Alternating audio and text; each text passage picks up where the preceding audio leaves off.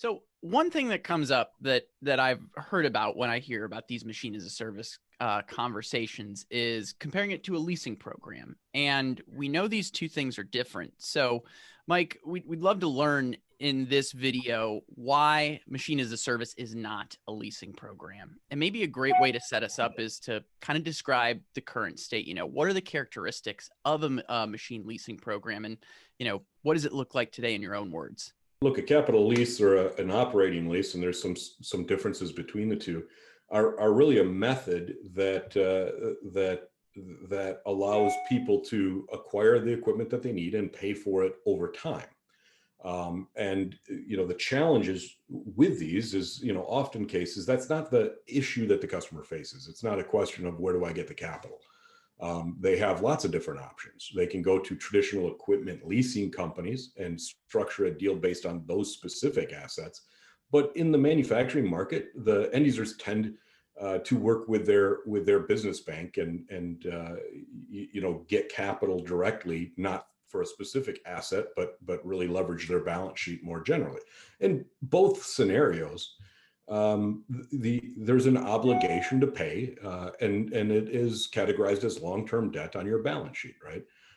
Regardless of the performance of the asset, regardless of the suitability of the machine for the purpose that you're intending to put it towards, regardless of whether that machine ever runs in your factory.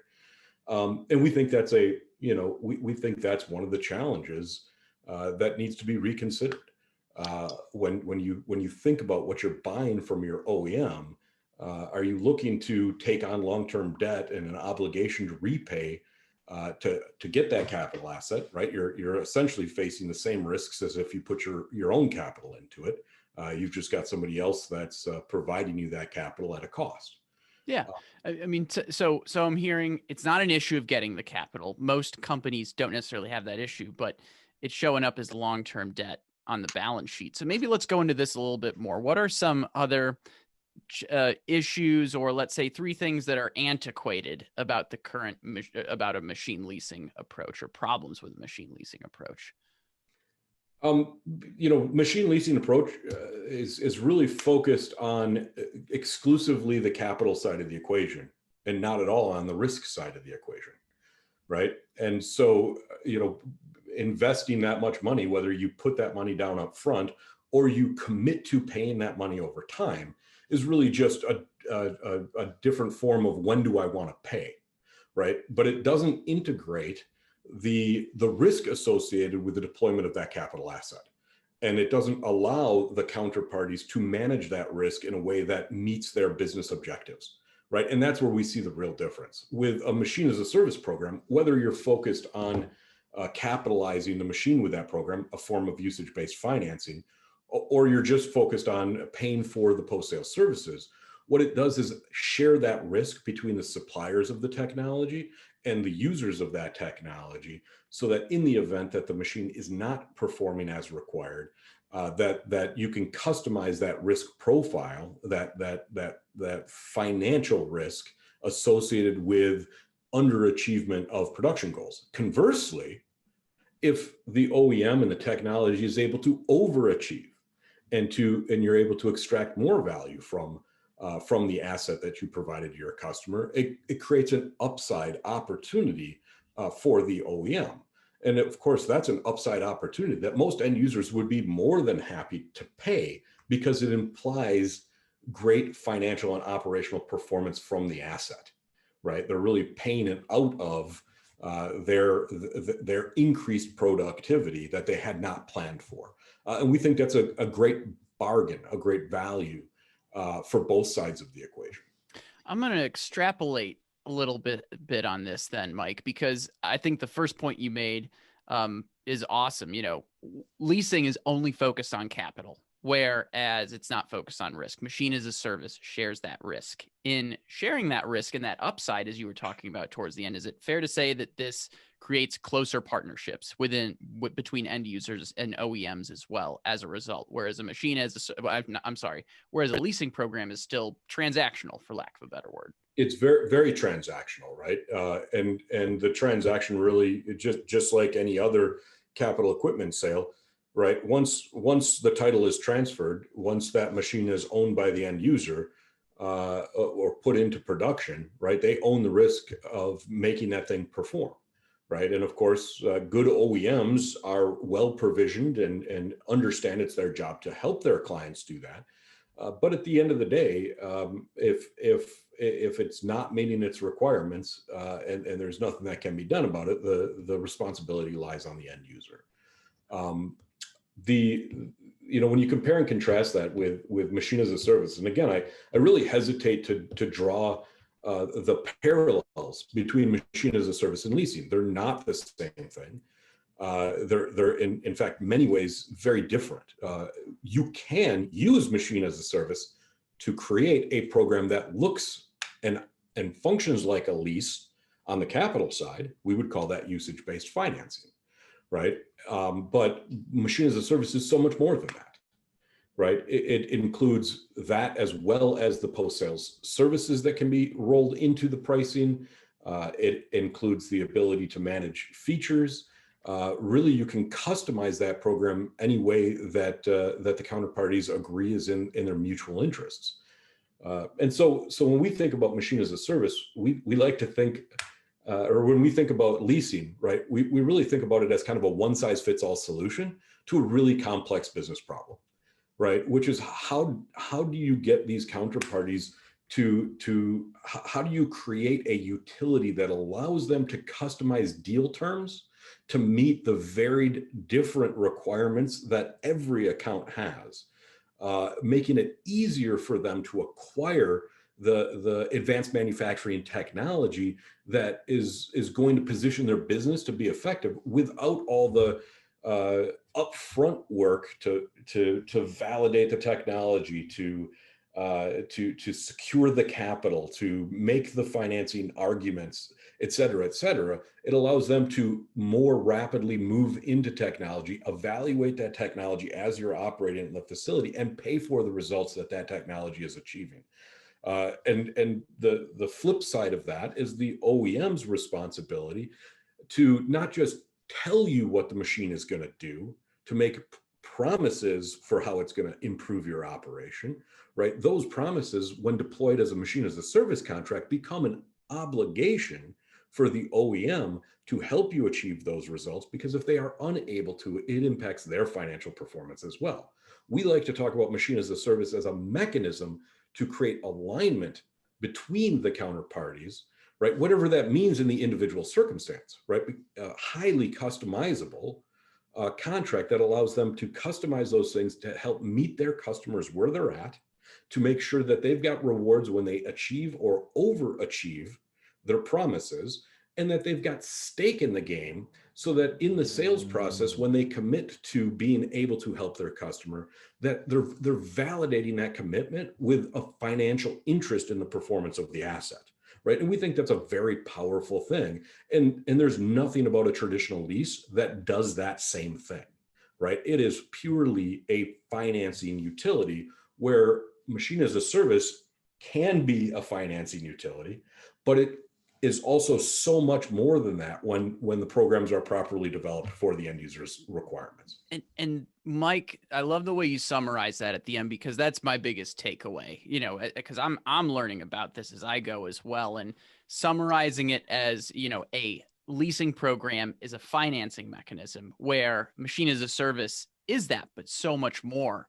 I think that's a great way to put it. Some of the things, just to summarize, some of the challenges with a traditional leasing program include being focused only on the capital, not on the risk. Machine as a service shares that risk and that upside for both parties. It includes things like post-sale services that a leasing program doesn't even have as part of that.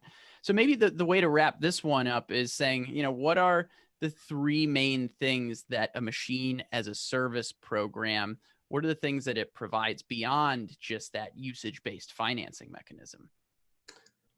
Yeah. So look, when it comes to a leasing program, it's very time-based, where a machine as a service program is performance-based. So you're paying for the outcome over time, right? As opposed to just paying a monthly fee. So it can flex with the realities of your operation. And And, if the machine is underperforming, of course, you're paying less. If you need the machine less, you're paying less in that particular period. So you're shifting some of the risk of assessing the need, right? Assessing the readiness of the organization on the OEM to really take a hard look at not just will my machine do what my machine's supposed to do, but will my machine do what it's supposed to do in my customer's environment, under my customer's business scenario, right? And so that's a whole different evaluation on the OEM side, but it can be a very profitable partnership for them as well when they, get deeper in a relationship, because really you're putting both parties on the same side of the table, which is absolutely where they should be when it comes to the deployment of advanced technology. So that's number one, the performance-based versus time-based. Number two is the risk associated with deploying the asset in a capital lease. Really, whether you're paying on a monthly basis or you buy the machine outright, right? The money goes one way and the risk goes the other. So the money goes to the OEM. The risk is transferred, after the machine is deployed, to the end user to get the results out. In machine as a service, that risk is really shared, right? Both parties have a vested interest in working together to ensure that the machine starts up on time, right? If that's a term in the agreement, that it achieves the throughput requirements. If that's a term in the agreement, that it achieves the quality requirements, if that's a term in the agreement, and that it achieves the availability or uptime requirements, if that's a term in the machine as a service agreement. And so better, higher fidelity management of that risk, which so often in this industry becomes a very subjective kind of reputation-based finger-pointing game in a situation where the end user customer doesn't feel like they're getting the support they deserve from their OEM, right? This really changes that balance and ensures that both parties have a vested interest. Last but not least is this idea of recourse, right? Which really ties into the risk calculation, but a capital lease is a full recourse financial utility, right? If you're unable to make that payment, the leasing company doesn't just have the opportunity to retrieve the machine, right? They have the ability to obligate you to pay for the lease program for its full term, right? There is no cancellation policy in most cases. So it does need to be put on your balance sheet as long-term debt and treated as such in your accounting. Where machine as a service, again, depending on how it's configured, right, these terms can be widely different, where the risk associated with deploying the asset can be transferred to a third party or can be maintained by the OEM, so that if you no longer need the machine, you can return the machine, right? If the machine is not meeting your requirements, you can cancel the program, right? You're truly paying for what you're using on that machine. So it's probably better to think about it like a rental program than a leasing program in many ways. So much more of a flexible solution. And again, I'm speaking in generalities here, Chris, right? Because I'll go back to what I started with, which is machine as a service is not a different form of a lease. Machine as a service can be used to do something that looks like a lease, right? It can be used to do automated service contracts. It can be used to do performance warranties. It can be used to do feature management. And it's really the combination of all those kind of IoT enabled business models that are linked to the performance of the machine, resulting in financial transactions, that SteamChain specializes in. We call that entire area of contracting machine as a service.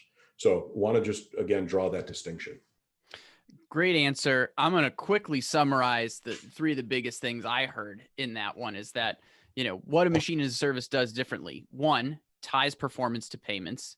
Two, shares that risk associated. I think high fidelity risk management was an excellent way to describe that. And then finally, the difference being recourse. One is where, with a leasing program, there's an obligation to pay, whereas on a machine as a service program, it's based on, performance payments and things like that right out of the gate. So awesome answer. As we wrap up, certainly people can go to steamchain.io to learn more about this. Mike, any other calls to action that you have?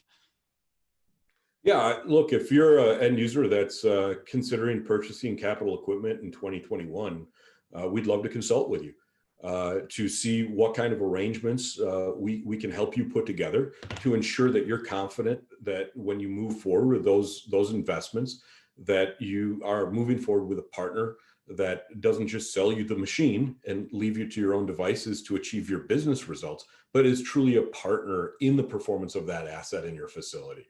And so we've got a growing list of OEMs that are providing equipment on machine as a service terms.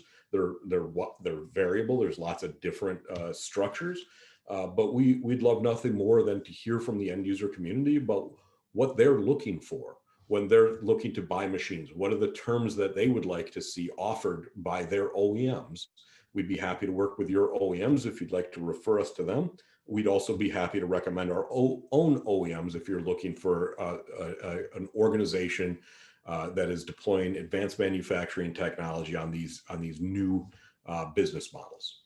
All right. So for the end users out there that are listening, if you are purchasing capital equipment in 2021 or beyond, consult SteamChain. And in the meantime, find them at steamchain.io. Thanks for joining us, Mike. Thank you, sir.